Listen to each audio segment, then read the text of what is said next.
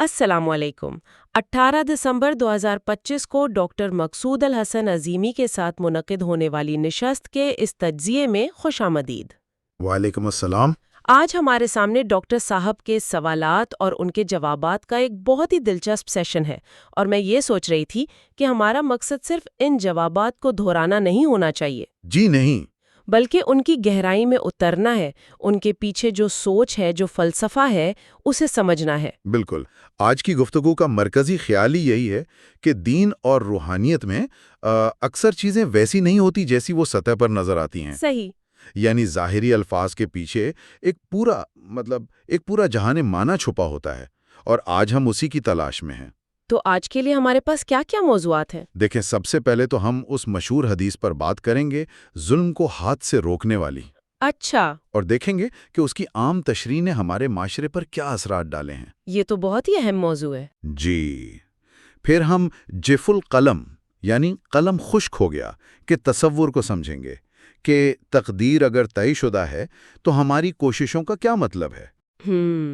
یہ سوال تو ہر کسی کے ذہن میں آتا ہے۔ بالکل۔ اس کے بعد ایک بہت ہی بنیادی لیکن دلچسپ سوال ہے، نام اور شناخت کا۔ پھر حضرت ابراہیم علیہ السلام اور 4 پرندوں کا جو مشہور واقعہ ہے، اس کے پیچھے چھپے انسیت کے قانون کو سمجھنے کی کوشش کریں گے۔ انسیت، یہ ایک بہت خوبصورت لفظ ہے۔ بہت گہرا بھی، اور اسی سے جڑی ہوئی ایک اور بات ہے، دوستی کے اس درجے کی جہاں الفاظ کی ضرورت ہی ختم ہو جاتی ہے۔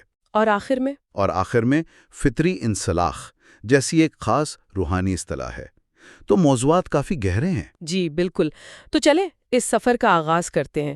پہلا موضوع جو میرے خیال میں آج کے دور میں شاید سب سے زیادہ اہم ہے، وہ ظلم کو روکنے والی حدیث ہی ہے۔ میں یہ محسوس کرتی ہوں کہ اس ایک حدیث کے غلط تشریح کا ہمارے معاشرے پر بہت ہی گہرا اور منفی اثر پڑا ہے۔ آپ نے بالکل درست کہا۔ سوال یہی تھا کہ ایک عام آدمی کے لیے، مطلب میرے اور آپ جیسے انسان کے لیے، ظلم کو ہاتھ سے روکنا عملی طور پر کیسے ممکن ہے؟ ہاں، یہی تو سوال ہے۔ تو اس کا جواب ڈاکٹر صاحب نے جو دیا وہ قرآن کے ایک بنیادی اصول میں پوشیدہ ہے۔ اچھا، وہ کیا ہے؟ قرآن میں اللہ تعالیٰ اپنے نبی صلی اللہ علیہ وسلم سے فرما رہا ہے، لست علیہم بمسیطر، جس کا مطلب ہے کہ آپ ان پر دروغہ یا کوئی زبردستی کرنے والے مقرر نہیں کیے گئے۔ بالکل۔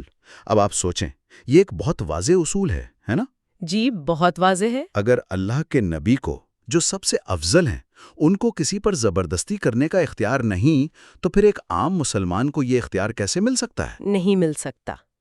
یہیں پر تو وہ تضاد نظر آتا ہے۔ ایک طرف حدیث کہہ رہی ہے ہاتھ سے روکو، دوسری طرف قرآن کہہ رہا ہے زبردستی نہیں کرنی۔ اور بس یہی وہ نقطہ ہے جہاں سے ساری غلط فہمی شروع ہوتی ہے۔ تو پھر یہ تضاد کیسے حل ہوگا؟ اس گفتگو سے جو بات سامنے آئی وہ یہ ہے کہ یہ تضاد اصل میں ہے ہی نہیں، یہ ہمارے ترجمے کی غلطی کا نتیجہ ہے۔ ترجمے کی غلطی؟ جی، حدیث کا مطلب جسمانی طاقت کا استعمال یا تشدد کرنا ہے ہی نہیں، کیونکہ ایسا کوئی بھی مفہوم قرآن کے اس بنیادی اصول سے ٹکرا جائے گا، اور اسلام میں یہ ممکن نہیں کہ حدیث اور قرآن میں تضاد ہو۔ ٹھیک ہے، تو پھر ہاتھ سے روکنے کا اصل مفہوم کیا ہے، اگر وہ نہیں جو ہم سمجھتے ہیں؟ اس کا اصل مفہوم ہے کسی بھی غلط کام کو رد کرنا، اسے قبول نہ کرنا۔ اچھا۔ اس سے اپنی ناپسندگی کا اظہار کرنا، اسے اپنی منظوری یعنی اپروول نہ دینا۔ ٹھیک ہے۔ اس کی 3 سطحیں بیان کی گئی ہیں۔ پہلی اور سب سے مضبوط سطح ہے ہاتھ سے، جی۔ جس کا مطلب جسمانی اشارے سے رد کرنا ہے۔ مثال کے طور پر کوئی غلط بات کر رہا ہے تو آپ نے ناگواری میں سر ہلا دیا یا ہاتھ کے اشارے سے منع کر دیا۔ یہ ایک جسمانی عمل ہے، لیکن اس میں تشدد نہیں ہے۔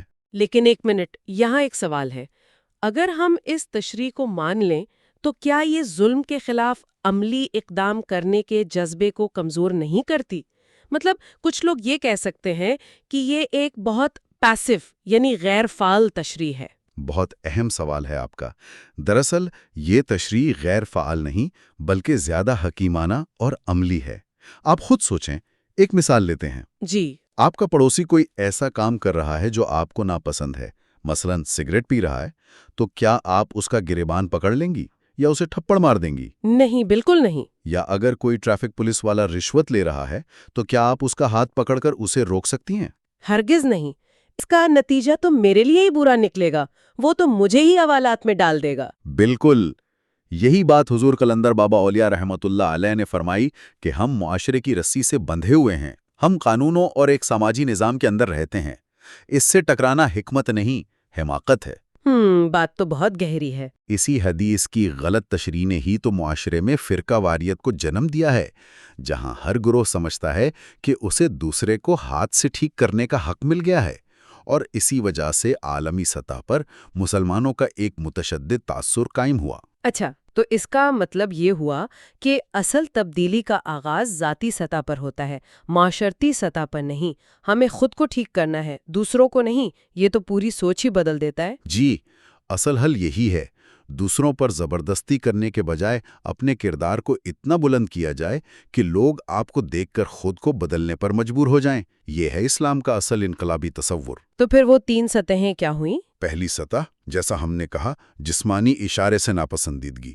دوسری سطح ہے زبان سے کہہ دینا کہ بھائی یہ ٹھیک نہیں۔ اور اگر یہ بھی ممکن نہ ہو، کبھی کبھی حالات ایسے ہوتے ہیں کہ آپ بول بھی نہیں سکتے۔ بالکل، تو اس صورت میں تیسری اور کمزور ترین سطح یہ ہے کہ کم از کم دل میں اسے برا جانے اور اس سے راضی نہ ہوں، لیکن منظوری کسی سطح پر نہ دیں۔ بہت واضح اور بہت عملی وضاحت ہے۔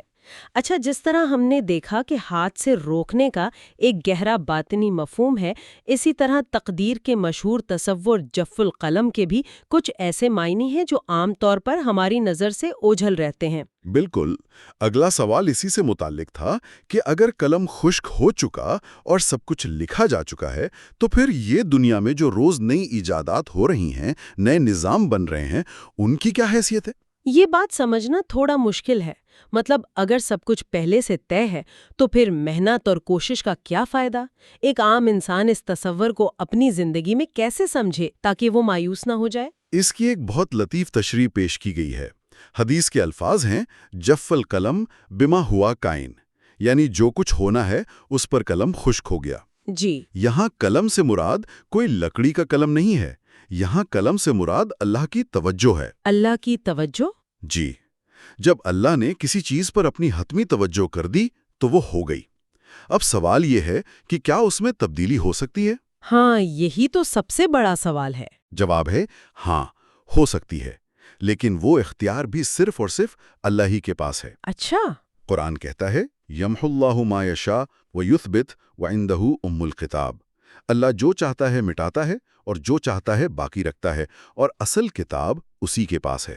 تو جو اس نے لکھا ہے اسے صرف وہی بدل سکتا ہے۔ تو کیا یہ ایسا ہے کہ کائنات ایک بہت بڑی کمپیوٹر سیمولیشن ہے جس کا سارا کوڈ اللہ نے لکھ دیا ہے اور ہم سب کردار اس کوڈ کے مطابق چل رہے ہیں، لیکن صرف وہی یعنی اللہ ہے جو اس کوڈ میں کوئی تبدیلی کر سکتا ہے؟ بہت اچھی مثال دی آپ نے۔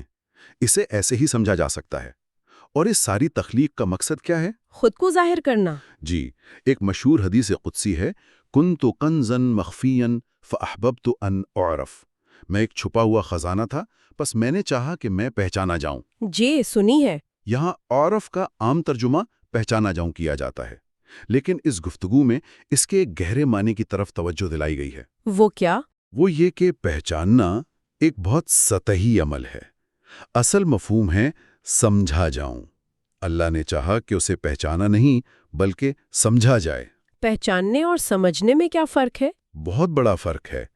اس فرق کو سمجھنے کے لیے ڈاکٹر صاحب کے مرشد خواجہ شمس الدین عظیمی کی مثال دی گئی کہ ہزاروں لوگ انہیں پہچانتے تھے، جی، لیکن ان کی تعلیمات کی گہرائی کو، ان کی حقیقت کو سمجھنے والے بہت کم تھے۔ پہچاننا صرف ظاہری شکل کا نام ہے، سمجھنا حقیقت میں اترنے کا۔ اور اللہ کو سمجھنے کا طریقہ کیا ہے؟ اس کا راستہ بھی بتا دیا گیا۔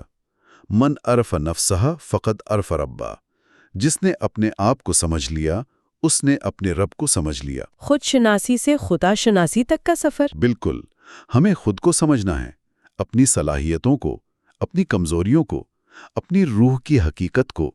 جب ہم خود کو سمجھیں گے تو ہمیں کائنات میں پھیلی ہوئی اللہ کی صفات سمجھ آنا شروع ہوں گی۔ اسی سمجھنے کے عمل میں توازن کی بہت بات کی جاتی ہے۔ میں نے سنا ہے کہ ڈاکٹر صاحب کے مرشد خواجہ شمس الدین عظیمی سورت مزمل کے حوالے سے زندگی میں توازن پر بہت زور دیتے تھے۔ جی، انہوں نے زندگی کو متوازن کرنے کا ایک بہترین فارمولا دیا۔ وہ کیا تھا؟ 24 گھنٹوں کو 3 حصوں میں تقسیم کریں۔ 8 گھنٹے اللہ کے لیے یعنی عبادات، ذکر و اذکار، روحانی ترقی کے لیے۔ ٹھیک ہے۔ 8 گھنٹے دنیا کے لیے یعنی اپنے رزق، خاندان اور معاشرتی ذمہ داریاں کے لیے۔ اور باقی 8 گھنٹے؟ اور 8 گھنٹے اپنے جسمانی آرام کے لیے۔ یہ توازن کا فارمولا سننے میں تو بہت اچھا لگتا ہے، لیکن آج کل کی مصروف زندگی میں اس پر عمل کرنا تقریباً ناممکن لگتا ہے نا؟ مشکل ضرور ہے لیکن ناممکن نہیں۔ پہلا قدم نیت اور شعوری کوشش ہے۔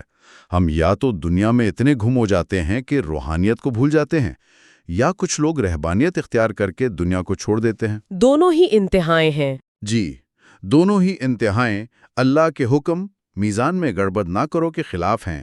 کوشش یہ کرنی ہے کہ ان تینوں پہلوؤں کو اپنی زندگی میں جگہ دی جائے، چاہے شروع میں یہ مکمل طور پر 8 گھنٹے نہ بھی ہوں۔ ٹھیک ہے، اب آتے ہیں ایک اور دلچسپ سوال پر، جو نام اور شناخت کے فلسفے سے متعلق ہے۔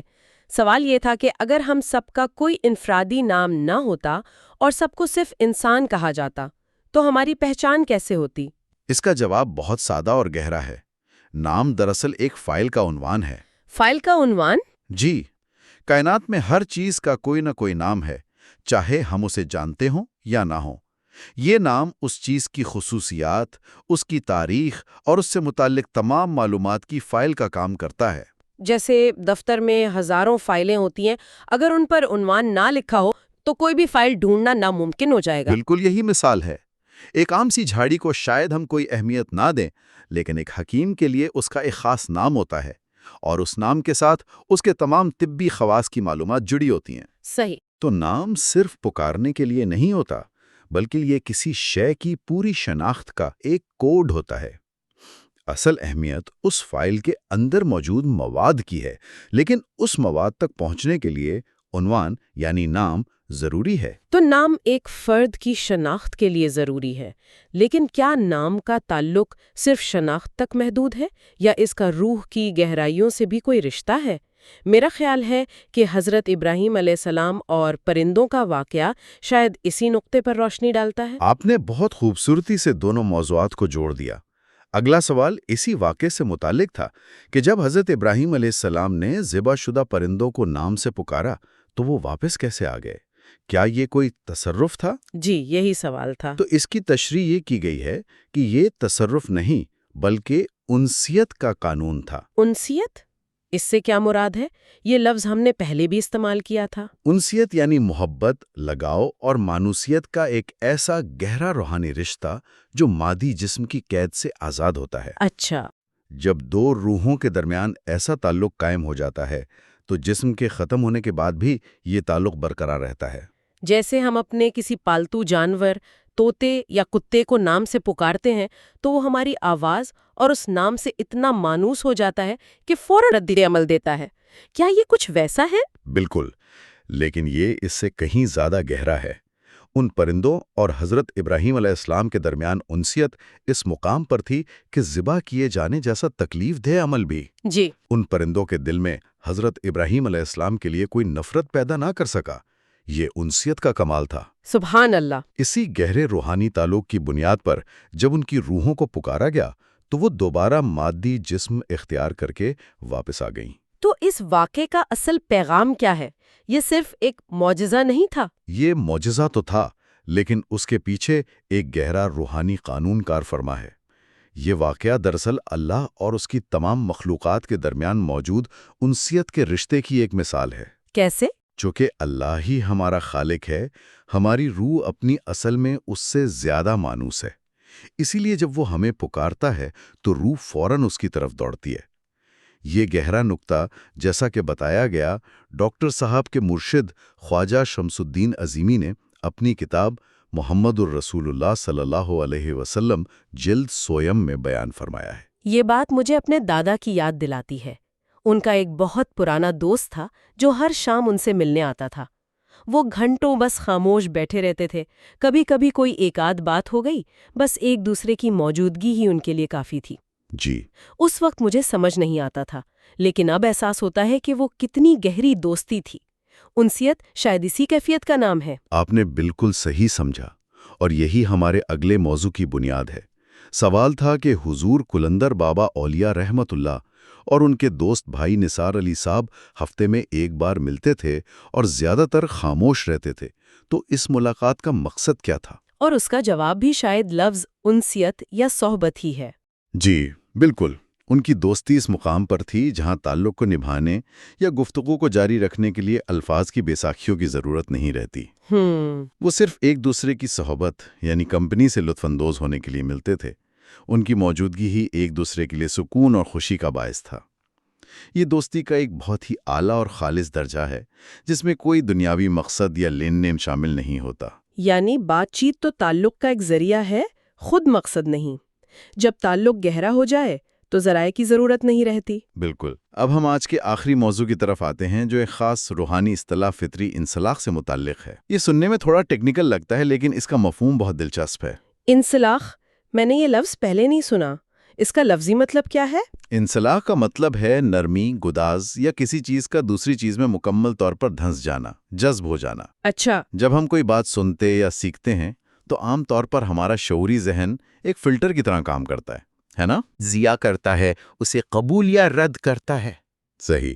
تو یہ جو ہمارا دماغ ایک فلٹر کی طرح کام کرتا ہے، ہر بات کو پرکھتا ہے، فطری انسلاخ کا مطلب یہ ہوا کہ روح ایک سفنج کی طرح ہے جو بغیر سوال کے سچائی کو اپنے اندر جذب کر لیتی ہے۔ آپ نے بالکل صحیح پکڑا ہے۔ فطری انسلاخ روح کی اسی قدرتی صلاحیت کا نام ہے۔ یہ روح کی وہ فطری نرمی اور گداز ہے جس کی وجہ سے وہ اللہ کی طرف سے آنے والے علم اور صفات کو بغیر کسی ذہنی مزاحمت یا فلٹر کے جو کا توں اپنے اندر گہرائی میں جذب کر لیتی ہے۔ یعنی یہ صرف علمی طور پر کسی بات کو ماننا نہیں ہے؟ نہیں، بالکل نہیں۔ یہ اس حقیقت کا روح کی گہرائی میں اتر جانا ہے۔ بہت خوب۔ تو آج کی اس پوری گفتگو کا اگر خلاصہ کیا جائے تو ہر نقطے میں ایک ہی پیغام پوشیدہ ہے، اور وہ یہ ہے کہ چیزوں کے ظاہری خول سے نکل کر ان کی حقیقی روح تک پہنچنے کی کوشش کرنا۔ بالکل، چاہے وہ حدیث کا ظاہری ترجمہ ہو، تقدیر کا عام فہم تصور ہو، نام کی سطحی پہچان ہو یا دوستی کا رسمی اظہار، ہر چیز کے پیچھے ایک گہرا باطنی مفہوم موجود ہے۔ اور میرے خیال میں آج کی نشست کے بعد ہم سب کے لیے سوچنے کا مقام یہی ہے جی، کہ ہم اپنی زندگی میں، چاہے وہ دین ہو، دنیا ہو یا ہمارے اپنے رشتے ہوں، کتنی چیزوں کو صرف سطح پر پہچانتے ہیں اور کتنوں کو حقیقت میں سمجھنے کی کوشش کرتے ہیں۔ یہی اصل سوال ہے۔ ہمارے تمام سننے والوں کا بہت شکریہ۔ ہمیں امید ہے کہ اس گفتگو سے آپ کے علم اور فہم میں گہرائی پیدا ہوئی ہوگی۔ آمین۔ اگر آپ کو ہماری یہ کاوش پسند آئی تو اسے اپنے دوستوں اور عزیزوں کے ساتھ ضرور شیئر اور فارورڈ کیجیے۔ ہمارے چینل کو سبسکرائب کریں اور اپنی قیمتی رائے کا اظہار لائک اور کامنٹ کی صورت میں ضرور کریں۔ اللہ تعالی ہم سب کو علم نافع عطا فرمائے اور باتوں کی گہرائی کو سمجھنے کی توفیق دے۔ آمین۔ اللہ حافظ۔